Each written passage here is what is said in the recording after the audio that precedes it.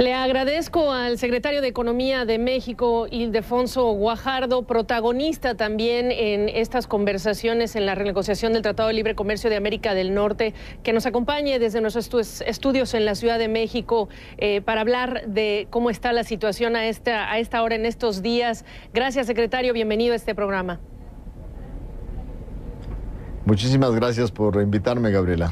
¿Qué conclusión hace usted de la reciente reunión que tuvo el primer ministro de Canadá, Justin Trudeau, con Donald Trump? Un día después, por cierto, que ciudadanos salen en México a pedirle respeto a Estados Unidos o al gobierno de Estados Unidos o al presidente Donald Trump, su mayor socio comercial, por cierto, cuando se describe a Canadá como un socio indispensable para Estados Unidos, pero no se escucha lo mismo sobre el caso de México.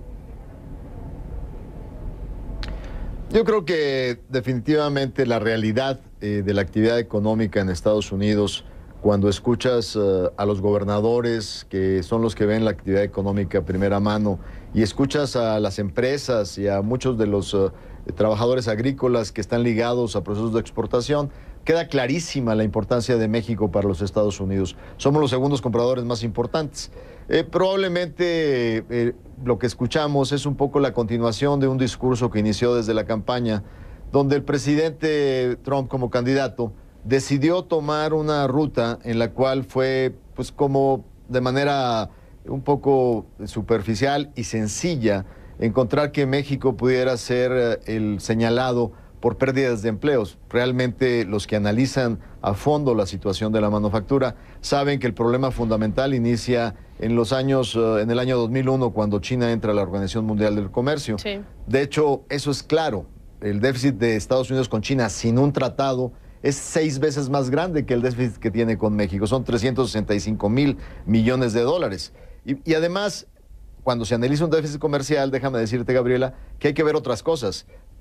En la balanza de pagos también hay el déficit de servicios, que es muy importante. Hay un tema muy importante de lo que está mencionando que quería yo incorporarle. Precisamente los supuestos de la renegociación son distintos para México de lo que son para Estados Unidos. Y ha mencionado el tema del déficit o de la balanza comercial estadounidense. Ustedes, como funcionarios representando a México, ¿han cuestionado a funcionarios de la administración Trump ese argumento específico del déficit?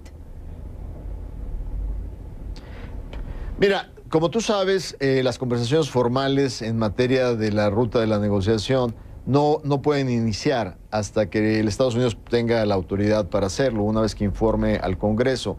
Pero te diré que tuve la oportunidad de estar hace 2 semanas y media con el doctor Navarro, y una de las cosas que es clarísimo es poner en la mesa que los déficits primero se tienen que medir en relación al volumen de comercio. Si tú analizas la relación de déficit en relación a lo que les compramos nosotros a los Estados Unidos, estaríamos en el lugar 8º. Antes que nosotros estarían muchos países como Irlanda, Inglaterra, Alemania, China, Japón. O sea, realmente en términos relativos compramos mucho más de los Estados Unidos. Somos los segundos compradores más importantes. Pero además yo te decía que si solo ves la parte de la balanza comercial de mercancías, no ves otras cosas. La fortaleza norteamericana está, por ejemplo, en todo lo que le pagamos en servicios, propiedad intelectual, patentes, servicios financieros. O sea, realmente nosotros tenemos un déficit casi más de 10,000 millones de dólares con Estados Unidos por servicios financieros. Y si a eso le agregan las compras de mexicanos que se hacen en frontera o que hacen ciudades como San Antonio, Dallas, Miami, Nueva York, esas no pasan por las cuentas de comercio exterior. Entonces, al fin del día, prácticamente estamos en un elemento bastante mejor balanceado. Pero no solo eso, lo importante es que la gran parte de la balanza son insumos que utilizamos conjuntamente para hacer bienes que conjuntamente exportamos al mundo y nos hacen más competitivos. Te doy un ejemplo.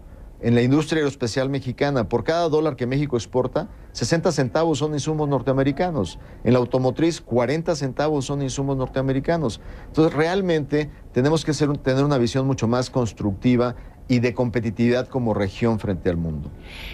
¿Eso significaría, secretario Guajardo, que Peter Navarro convencerá al presidente Donald Trump de que el mensaje que hace público es el mensaje incorrecto, considerando que la percepción es realidad para muchos de los votantes que prefirieron a Donald Trump en las elecciones? No, mira, la verdad es que el punto no es ese. El punto es que quien eventualmente estará a cargo de esta negociación, según lo que escuché en la reunión que tuvo el presidente Trump con los comités de finanzas y de medios y procedimientos, será el secretario de Comercio, el secretario Ross, que aún no es ratificado. Y lo importante aquí no es lo que pensemos en términos de cómo definimos nuestro discurso, sino lo que realmente hagamos para beneficiar a nuestros ciudadanos en los tres países. Es clarísimo que hay formas que podemos encontrar, por lo que también escucho de las posiciones públicas que han hecho tanto el señor Navarro como el señor Ross, para encontrar caminos, para encontrar soluciones. Uno de ellos es traer a América del Norte mayor parte de los procesos productivos que hoy se hacen en otras regiones. Y eso lo podemos hacer a través de fortalecer la parte de reglas de origen de un tratado o de su contenido. Podemos buscar mecanismos para mejorar ese proceso. Yo estoy seguro que al traer más comercio y más inversión a América del Norte, nuestro volumen se incrementará. En este proceso debemos ir por una negociación que nos traiga más negocios, no menos negocios, y que nos permita entonces hacer una situación mucho más favorable para los tres países. Ya que menciona el tema de las reglas de origen, es decir, de cuánto de un producto es de procedencia nacional, alterar las reglas en favor de la industria estadounidense sobre competidores fuera de América del Norte, ¿no implicaría restarle competitividad a las exportaciones de Norteamérica? Básicamente, siempre que tú estás en una negociación analizando contenido, tienes que tener en mente que si bien bajar demasiado ese contenido es favorecer a terceros países que no están dentro de la región o del acuerdo, pero también subirlo te beneficia a traer procesos productivos, pero tampoco puedes ir al límite extremo que generes problemas de competitividad. Siempre hay un punto intermedio. Tú conoces el dicho en nuestro México que dice, ni tanto que queme al santo, ni tan poquito que no lo alumbre. Es un punto medio saludable para que la región se beneficie de procesos productivos y mantenga sus esquemas de competitividad. Usted lo ha dicho también en varios escenarios, que el peor escenario para México no es propiamente el de la renegociación en sí mismo, porque están las reglas de la OMC, pero sí lo es el de la incertidumbre por las implicaciones que tiene incluso para decisiones de negocio o de inversión. ¿Cuánto tiempo está dispuesto el gobierno mexicano a mantener este escenario de incertidumbre que se entiende que es por una renegociación muy importante con un socio clave para México? Pero ¿en qué momento será mejor levantarse de la mesa y que México se vaya a las reglas de la OMC porque la alternativa es más perniciosa para México? Déjame comentarte que tenemos una gran oportunidad una vez que se definan los tiempos claros donde el proceso pueda iniciar, a través de que los tres equipos negociadores podamos definir los objetivos que pretendemos en este proceso. Si lo que pretendemos es mejorar los esquemas de valor producidos en América del Norte, si lo que pretendemos es modernizar un acuerdo que hace 23 años no tenía temas como comercio electrónico, los nuevos modelos de propiedad intelectual, telecomunicaciones, energía, hoy que América del Norte tiene una fortaleza energética que hace 23 años no tenía, si somos capaces desde el inicio de la negociación definir sus objetivos y dejar claramente canceladas aquellas cosas que no favorecen al avance del libre comercio, como empezar a regresar a los años 70, de meter cuotas, de usar los aranceles como mecanismos proteccionistas, si somos capaces desde el día 1 de inicio de este proceso de definir objetivos claros, eso le dará tranquilidad a los mercados. Sobre el tema del impuesto de ajuste transfronterizo, la propuesta que está sobre la mesa, están en varios medios internacionales, están hablando de un esfuerzo que ya se está construyendo, incluso en la Unión Europea, para interponer algún recurso legal ante la Organización Mundial de Comercio. México está haciendo lo propio en caso de presentarse este escenario. ¿Ya lo están trabajando ustedes también? Déjame decirte, sin duda, Gabriela, que lo que yo escuché en Washington hace 2 semanas y media es que no hay claridad de que sea esa la ruta para la reforma fiscal de Estados Unidos.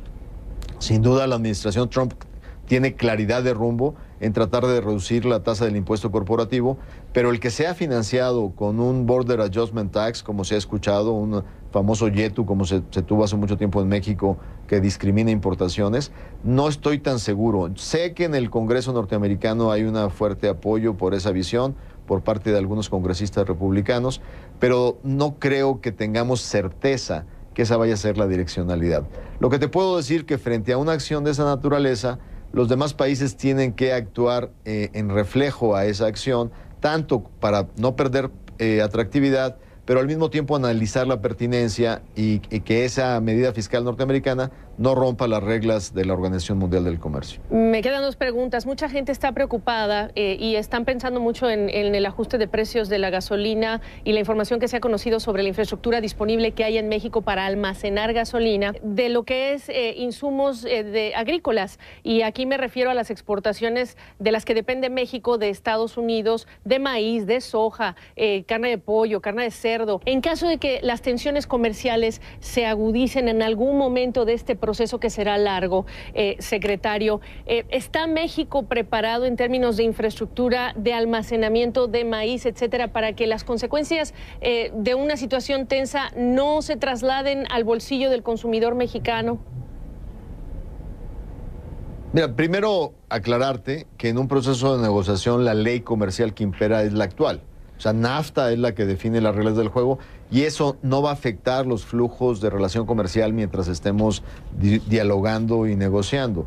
O sea, las condiciones seguirán con normalidad. Probablemente tu pregunta va más orientada hacia en un escenario no favorable, que no es por el cual estamos trabajando, pero que puede ocurrir si las cosas no nos llevan a un acuerdo. México lo que tiene que hacer es seguir haciendo lo que desde el día primero de la administración del presidente Enrique Peña nos ha ordenado, y es diversificar el comercio exterior mexicano. Desde a 2 meses de haber entrado su gobierno, nos ordenó iniciar la modernización del acuerdo con Europa. Ya estamos en la tercera ronda y hemos comprometido con la Unión Europea terminar esa modernización. El presidente nos ha ordenado terminar Alianza Pacífico, ya la terminamos, y ahora entre Perú, Chile, Colombia y México negociamos el 92% de nuestros productos libre de aranceles. Y también nos ordenó profundizar nuestros acuerdos con Brasil y con Argentina, que son grandes productores de granos y oleaginosas y que eventualmente son fuentes alternativas justamente de este tipo de productos. Como bien tú lo dices, no podemos simple y sencillamente en una situación, en un escenario no favorable, no tener la posibilidad de importar granos para consumo nacional. Y en este caso, por eso estamos ampliando la posibilidad de tener otros acuerdos para estar preparados en dado caso que las cosas no avancen en la expectativa que tenemos de llevarlas a buen término. Para cerrar esta conversación, Ildefonso Guajardo, secretario de Economía de México, yo sé que usted está viajando a Canadá en próximos días y desde afuera, la prensa internacional, hemos